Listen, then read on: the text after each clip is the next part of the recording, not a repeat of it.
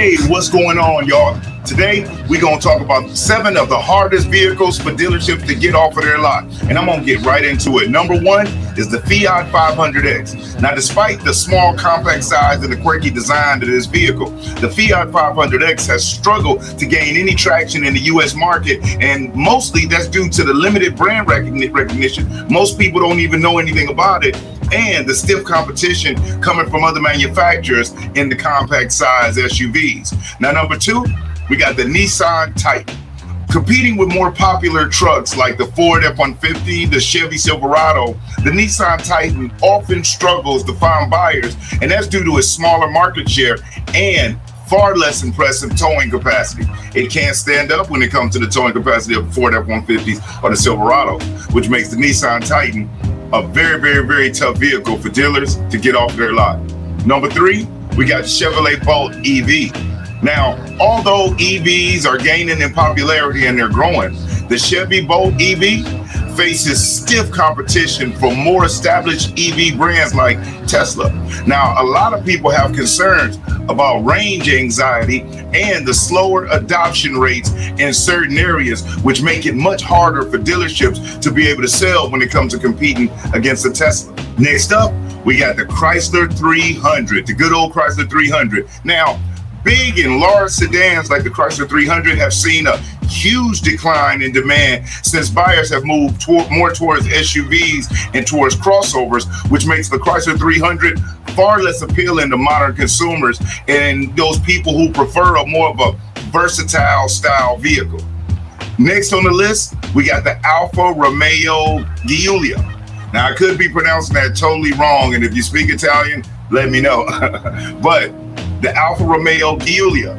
Now, despite its performance and style, the Alfa Romeo Giulia struggles with reliability concerns and high maintenance costs.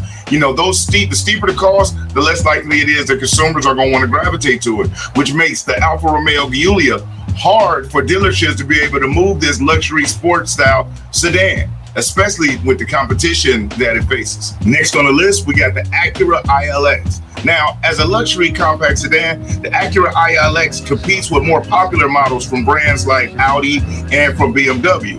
Now, the reason why the Acura ILX doesn't do as well as the Audis as the BMW is because it falls way short when it comes to the features that it offers and to the technology. And you know, technology today is big to consumers. If you're going to be comparing apples with apples, you got to have apples for apples. But if you're lacking on technology, it's more like apples to oranges. And if they're looking for apples, they're going to go with the apples. And the BMW and the Audis, when it comes to luxury sedans, is the apples, where the Acura ILX is more like the orange. And that impacts its sales performance in a negative manner. And last but definitely not least on the list is the Toyota Mirai. Now, the Toyota Mirai is a hydrogen fuel cell vehicle, which obviously isn't very popular or well known amongst today's consumers. Now, the challenges that it faces come from limited refueling infrastructure. How many hydrogen fueling stations have you heard of? We barely have enough EV stations going on right now. So obviously, with limited hydrogen fueling stations and fueling options for this hydrogen fuel cell vehicle, that's going to impact the sales in a negative manner. And it causes consumers to be extremely hesitant about making the jump or the switch to hydrogen technology, which makes that an extremely hard sell if a dealership ends up getting one of those vehicles on their lot. Now, out of all 7 of these vehicles, they often struggle because they're in niche markets or due to competition or just the changing preferences of today's consumers, which, as you know, can change at the drop of a dime. And a lot of today's consumers are increasingly favoring SUVs, crossovers, and trucks. Other than that, if you enjoyed this video, hit that like button for me. And if you aren't already subscribed, hit the subscription button, subscribe to the channel. And if you're in automotive sales and you're looking to double or triple your conversion, if you're looking to be able to make those prospecting calls and set more appointments, if you're looking for ways to be able to generate more leads leveraging social media, if you're looking for ways to just make automotive sales at your dealership far more profitable and far more enjoyable, I invite you to visit the Selling for Success sales training platform.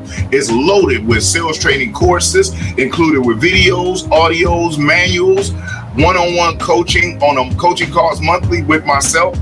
If you're looking to make this year, one of your most profitable years at your dealership, I encourage you and I invite you to treat yourself, don't cheat yourself, and visit sellingforsuccess.org, the sales training portal.